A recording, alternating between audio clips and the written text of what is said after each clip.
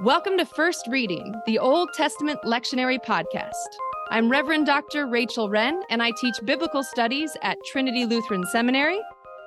And I am Paul Essa. I study biblical studies in the PhD program at Yale University. We are coming to you live today from the Gloria Dei Chapel of Trinity Lutheran Seminary at Capital University. And we even have a live studio audience today with us. Say hi, everybody. Yay! Today, we will be recording all 4 of the year's Advent episodes in front of this wonderful group of people. This is our first time, and we want to say a big thank you to everybody at Trinity Lutheran Seminary for inviting us to present in this way.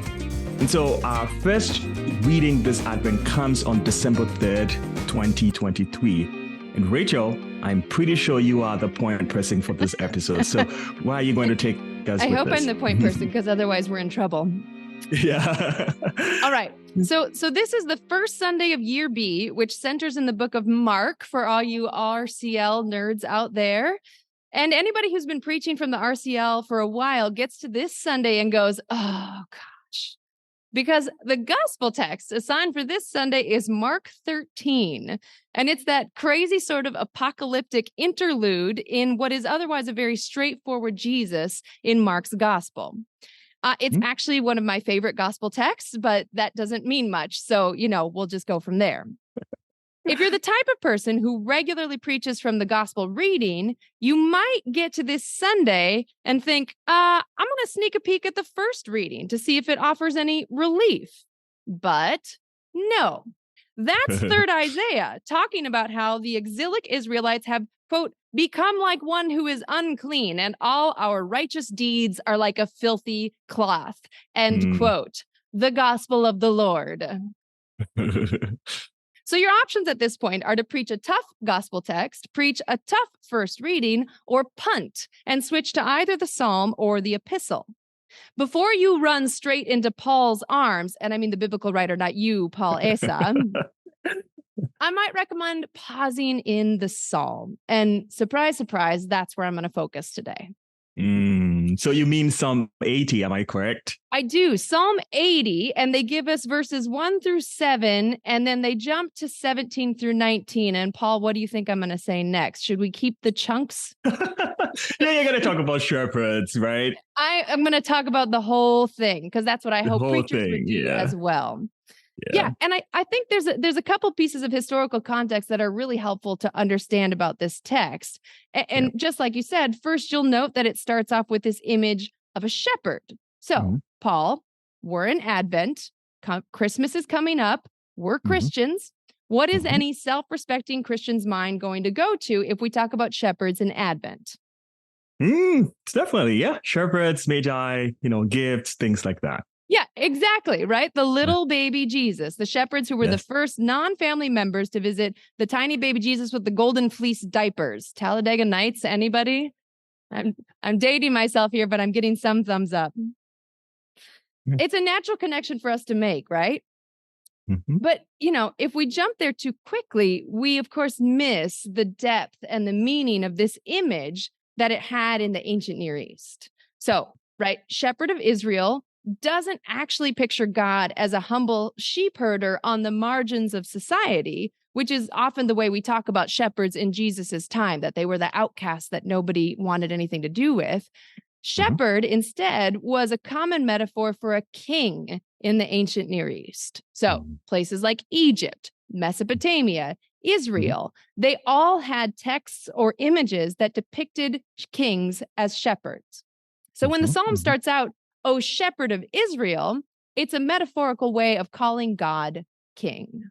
Very much so, Rachel.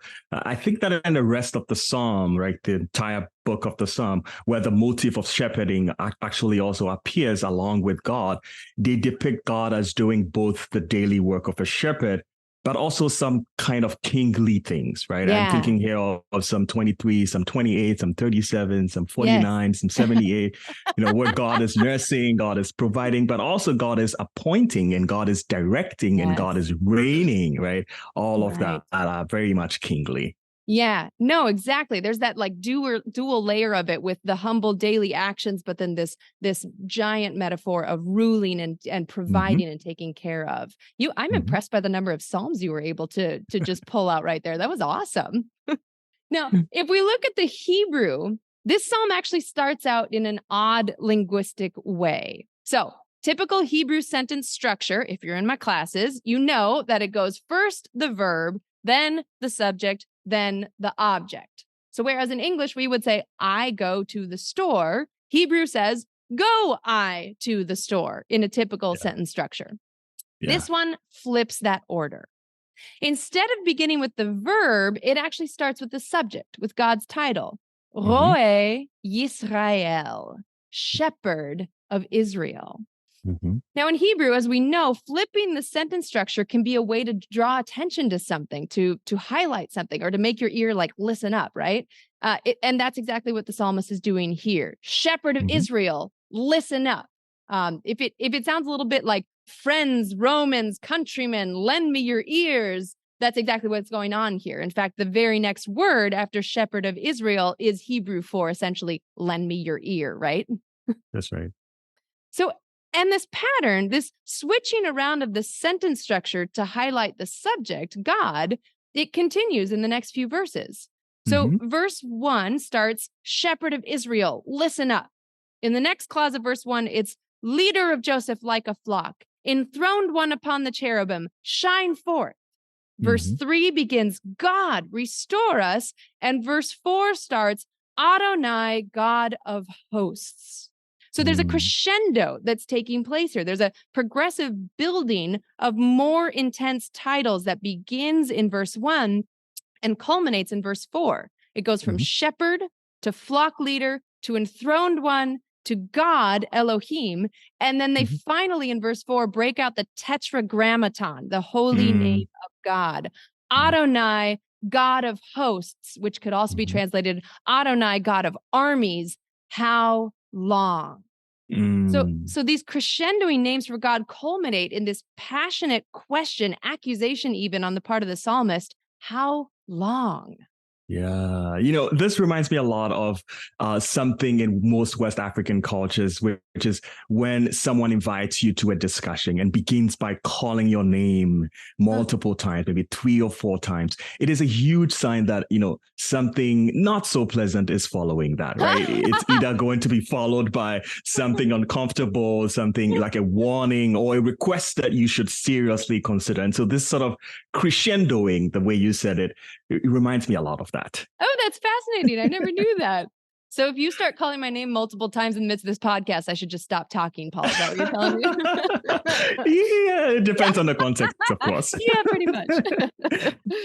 Well, I mean, that's a great analogy because the psalmist is like, it has a definite beef with God in this psalm, which is what we don't get in that middle chunk. Before I get to that beef, though, I just want to note that at the very end of the psalm turns back to petition again. They ask for God's presence and blessing for their leader so that they can be a community centered on God. And it finishes with a quiet, almost desperately hopeful request for God to restore the community, to let the divine face shine. And it's in that last verse that we return to the pattern of the first few verses of upending Hebrew sentence structure by fronting the divine name. Adonai, Elohim Tsevaot. Adonai, God of hosts, restore us. Let your face shine so that we may be saved. I'm pretty sure there's something preachable here. There's something about the way the asking is done, the way the calling on God's name is done. Perhaps it is the boldness, the determination, the sort of desperation, with which they ask God to show up, God. Yes. And even stronger when it is collective, right? It's communal. It's a bunch of people doing the asking. Yeah, exactly. Yeah, this is not an individual psalmist. This is a group of people. And that part that we missed describes the community like a vine that God brought out of Egypt, planted, tended, and then just sort of turned over to the wild animals and the passersby to just kind of destroy and decimate. And the community is A, wondering how long, and B, wondering, seriously, God? Like, this is what you're going to do? That's right. Yeah. I think another preaching tip that we could do is to focus on the direction of the psalm. I don't know about in your community, Paul, but in Advent, in my community, in the Lutheran Church, we preach a lot in Advent about preparing ourselves for God's arrival. You know, we've got tons of hymns about prepare the royal highway, the King of Kings is near. You know, it's all about the preparations we do for God to enter our lives. But this psalm pushes pastors not to focus on our self-preparation. Instead, it invites sermons to focus really on what God is doing. The psalmists of this psalm know that they have no other options. They've got nowhere else to go, and no preparation on their part is going to do any good. Quite frankly, they're not very happy with God about that. That's right. Yeah. And we can really feel that human struggle. But at the same time, their struggle has placed them in a position to be really uniquely attentive to what God is doing or what God is about to do in their lives. And I could see some really productive sermons from that angle. Yeah, certainly. I can for sure see that the way the lyric is, put out and the way the words flow, it could be sung even, right? Yeah. I think one preaching pitfall that I might point to, and this really could be a preaching pitfall or an angle, for some folks, a sermon like this might hit too close to home. This is a communal psalm again, which means the psalmist is a multiple. So if your community is going through a tough time, it might be too much to preach from a psalm that mirrors a similar struggle. Or perhaps it could be cathartic. I could see printing off like little cards with these crescendoing names of God for people to take with them and pray as they go about their week. Shepherd of Israel, leader of Joseph, enthroned one, Adonai, God of hosts, restore us. I always like having something concrete to take with me. So I could see that. I would like to go out with something like that as well, for sure. Yeah. Right. I think one final little Hebrew tidbit I might lift up. I don't often like to jump to Jesus in the Psalms because we have a long history of doing that and doing damage either to the Psalms or to our Jewish siblings in the process. But in this sermon on the first Sunday of Advent, I think I'd be willing to make an exception because of the final word of the Psalm.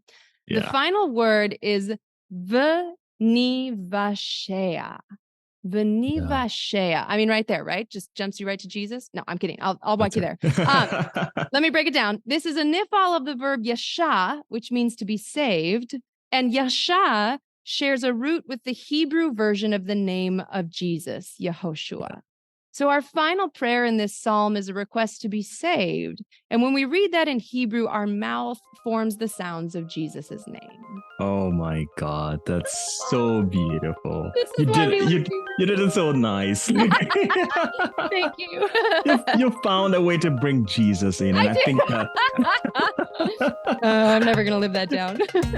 I think that on such a special day, ending on the Jesus note is a great way to finish this podcast. And so, thank you, Rachel, for walking us through the prayers, the hopes, the preaching tips of the psalm. Yeah, my pleasure. Thank you.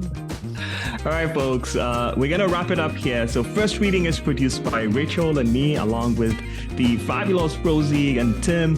You can learn more about us and find past episodes on our website, firstreadingpodcast.com. You can also find us on Facebook, Spotify, or wherever you get your podcasts.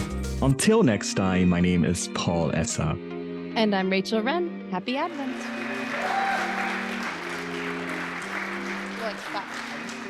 Oh, I am next. It's still me. Okay, sorry.